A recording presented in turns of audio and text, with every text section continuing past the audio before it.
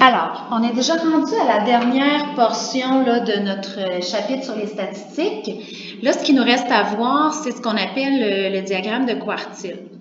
Diagramme de quartile, ben, vous avez déjà la représentation là, dans votre document. Là, je suis à la page 15 dans vos notes de cours.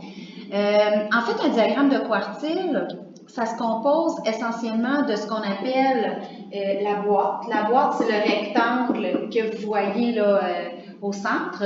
Puis de chaque côté, on appelle les deux petites branches des moustaches. Donc, on commence avec ça pour qu'on parle le même langage pour la suite des choses. Ensuite, un diagramme de quartile, en fait, vous avez la phrase en dessous qui dit « nous renseigne sur la répartition ou l'éparpillement ». Ça, on va y revenir au prochain cours, donc je vous laisse le noter. On parle d'éparpillement, mais ce que ça implique et tout ça, on va en reparler dans la prochaine période. Moi, ce qui m'intéresse aujourd'hui, c'est beaucoup plus le côté construction du diagramme de quartile. Première des choses, on appelle ça un diagramme de quartile, ça vient du mot quart, parce qu'en fait, quand on le construit, ça consiste à prendre notre distribution puis à la séparer en 4 parties égales. Donc, c'est pour ça qu'on parle de diagramme de quartile. Pour bien comprendre, on va commencer par se donner des repères, puis ensuite, on pourra voir la construction. Donc, si on parle des repères, tout d'abord, on va parler de la valeur minimale.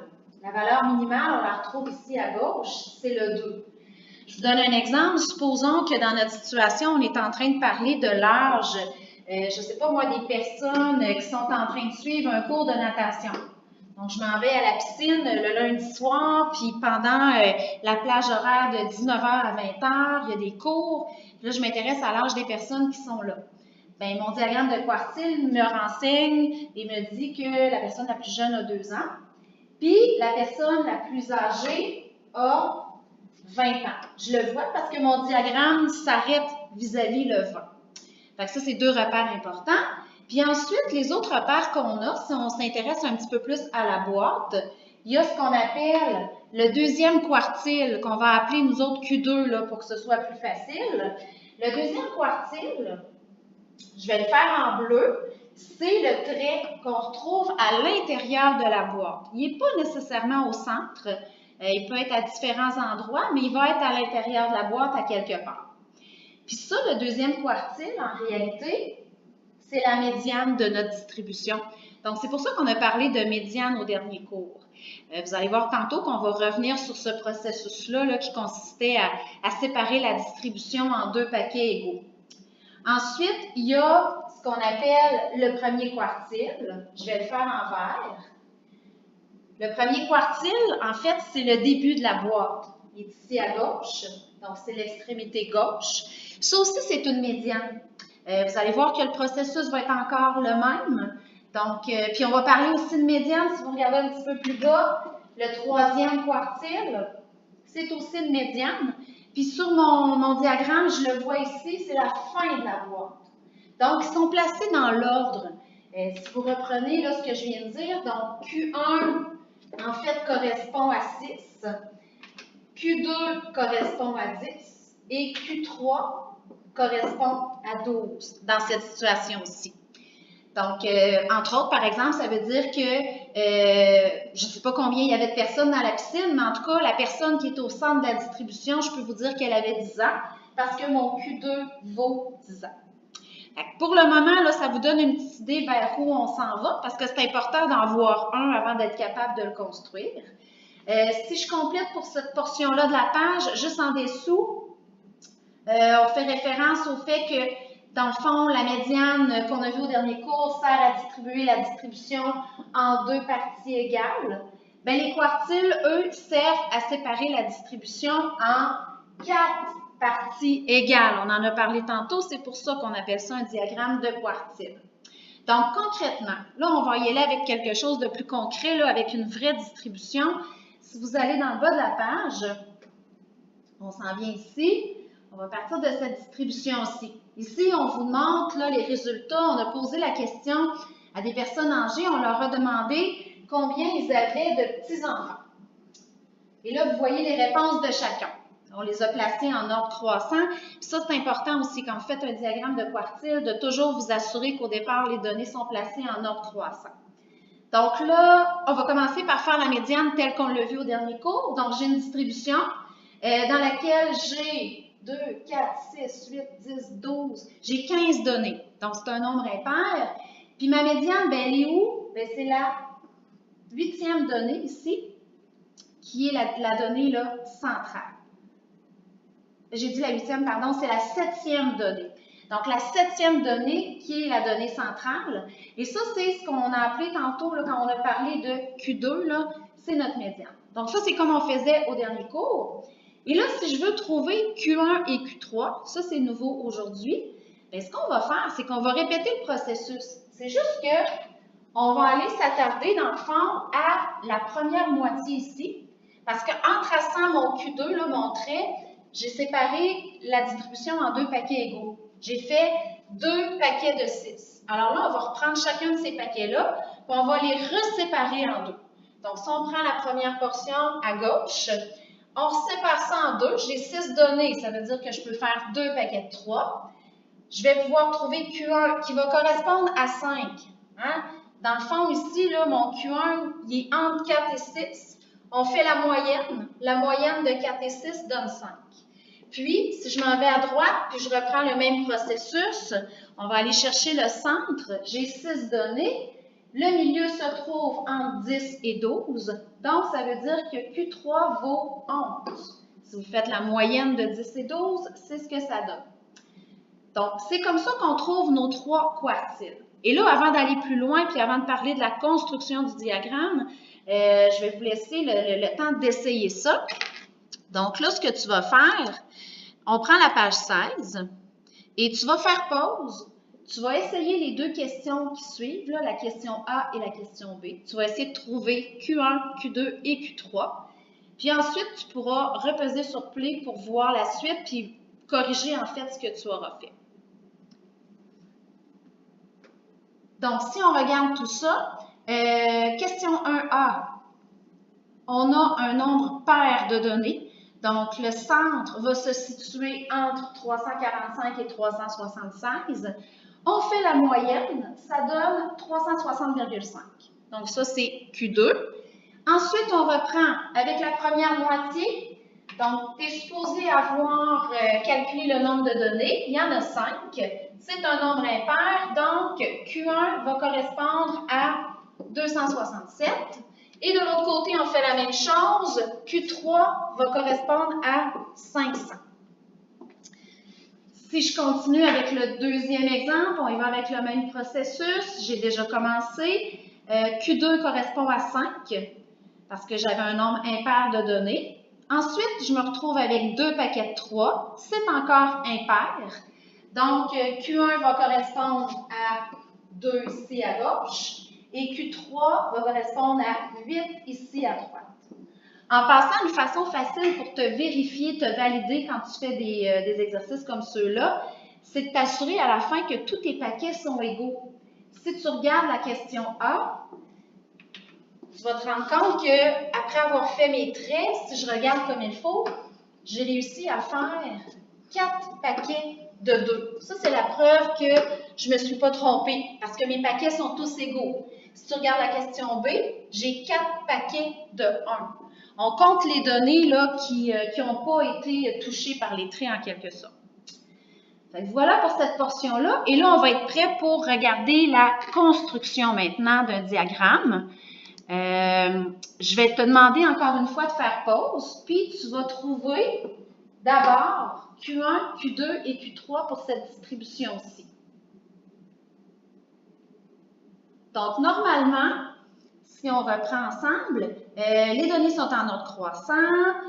Si tu as bien calculé, tu devrais avoir trouvé 12 données. Donc, ça veut dire qu'on fait 2 paquets de 6, ce qui implique que ma médiane va se trouver ici, entre le 16 et le 18. Donc, ça veut dire que Q2 va valoir 17.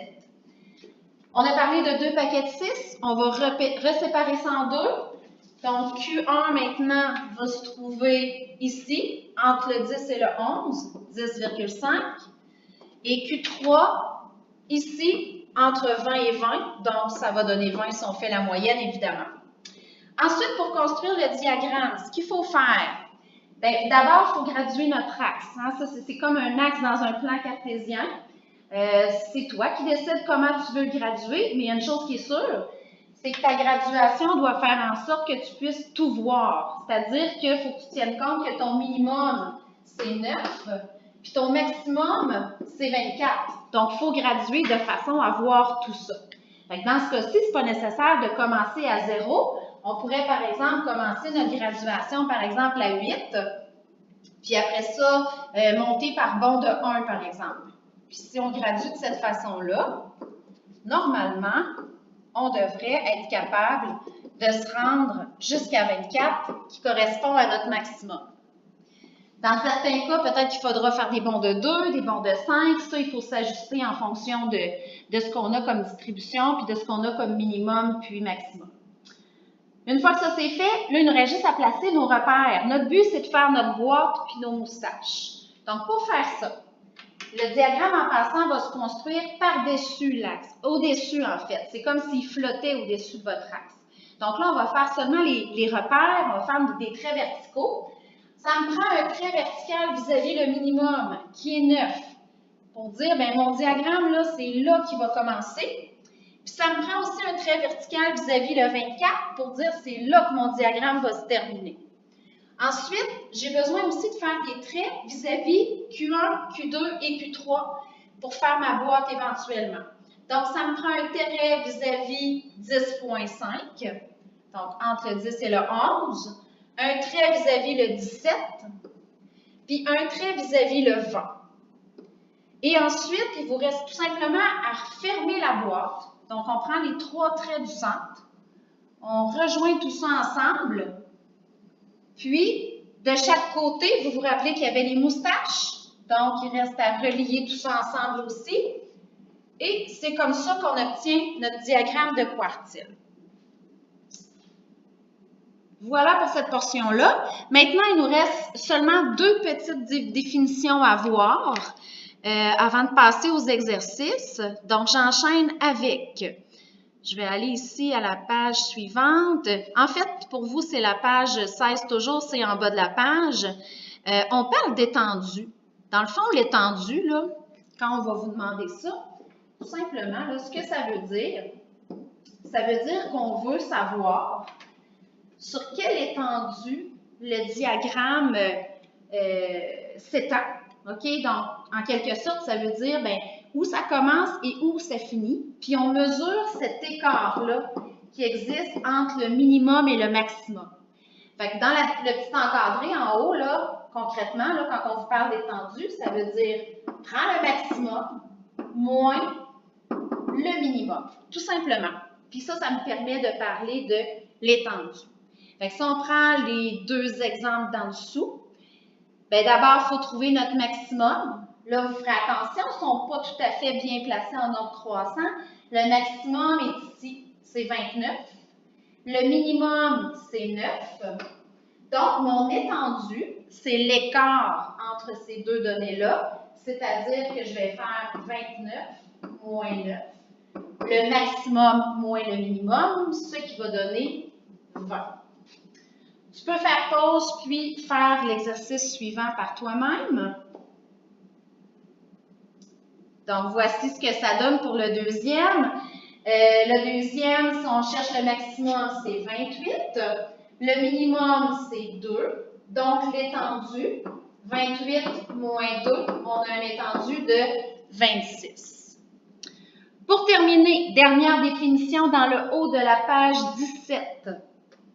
On s'en vient ici. Dernière définition, ici on parle d'étendue interquartile. Donc l'étendue interquartile, si on reprend un petit schéma avec un diagramme de quartile, l'étendue interquartile, ça veut dire que là, on veut mesurer encore une fois un écart, mais pas l'écart du diagramme au complet, on veut juste la boîte. Donc, pour faire ce calcul-là, bien, plutôt que de prendre, comme tantôt, le maximum moins le minimum, là, on va prendre Q3 moins Q1. Q3 qui est ici, Q1 qui est ici, on fait l'écart entre les deux et ça va correspondre à la valeur de l'étendue interquartile. Donc, en d'autres mots, là, vous pouvez peut-être l'écrire au-dessus, l'étendue interquartile. En d'autres mots, ça veut dire trouve la largeur de la boîte. Alors que tantôt, quand on a parlé d'étendue, c'est la largeur du diagramme au complet, en incluant les moustaches. Donc là, c'est comme si on enlevait les moustaches finalement. Donc, ça veut dire que pour trouver l'étendue interquartile ici, je vais faire la question A dans un premier temps. Bon, première chose, je vois que les données ne sont pas en ordre croissant. Donc, je vais réécrire le tout en ordre. Donc, ça veut dire 14, 16. Oups, il y a deux 14. 14, 14, 16, 17. Là, il ne faut pas que j'en oublie. 20, 29, 37. Ensuite, là, je regarde, j'ai un nombre 2, 4, 6. J'ai un nombre impair, j'en ai 7. Donc, Q2 est ici. Donc, Q2 vaut 17. Si je continue maintenant, j'ai un paquet de 3 à gauche, c'est un nombre impair encore. Q1 vaut 14. Et de l'autre côté, Q3 vaut 29. Donc, si on revient à notre définition d'étendue interquartile, on a dit tantôt qu'il fallait faire Q3 moins Q1. Ça, c'est la formule pour savoir la largeur de la boîte. Donc, ça va faire 29 moins 14, ce qui va donner une étendue interquartile de 15. Voilà pour mon exemple. Et là, tu peux faire pause comme pour les autres exercices. Tu peux essayer la question B. Puis ensuite, on vérifie tout ça. Donc, question B. Question B, encore là, les données ne sont pas en ordre croissant, donc il va falloir les replacer dans un premier temps. Donc, on y va. On va d'abord replacer le 1, 2, 2, 5, 6, 8, 16, 28. J'ai un nombre pair de données. Donc, Q2 se situe ici. Donc, Q2 vaut 5,5. Q1, ici, va valoir 2. Et pour terminer, Q3, entre 8 et 16, Q3 va valoir 12. J'ai la preuve que je ne me suis pas trompée parce que si vous regardez la distribution, je l'ai vraiment séparée en 4 paquets de 2, donc j'ai 4 paquets égaux. Puis si on revient à notre définition d'étendue interquartile, on a dit qu'il fallait faire Q3 moins Q1 pour trouver la largeur de la boîte. Donc ça veut dire 12 moins 2, ce qui donne 10 comme réponse.